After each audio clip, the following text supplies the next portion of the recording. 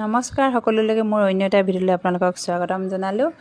আমি গাঁৱৰে আমাৰ লগৰ এগৰাকী ঘৰলৈ গৈ আছোঁ দেই। গৈ দেখোঁ মানে সিহঁতৰ ঘৰৰ পিছফালে সিহঁতৰ ল'ৰাকেইটাই বাৰীৰ পিছফালে পুখুৰী সিঁচি আছে। গৈ তাকে চাবলৈ গ'লোঁ, কিনো মাছ পাইছে বুলি। কিন্তু মাছ ধৰা চাই ভালো লাগে আৰু ধৰিও ভাল লাগে, নহয় জানো? সেইটো এটা বেলেগ ফূৰ্তি।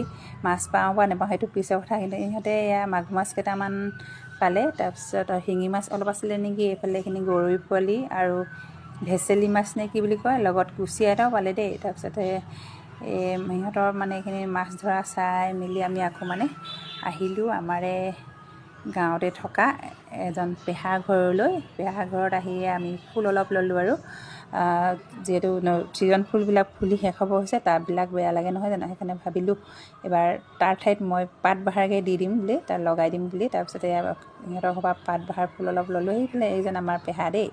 তাৰপিছতে এইফালে পেহা এইফালে আছে আমাৰ খুৰী এগৰাকীয়ে চাই আছে আৰু। তাৰপিছত আমাৰ ভিডিঅ'টো আজি ইমানেই আছিলে। ভাল লাগিলে লাইক এটা কৰি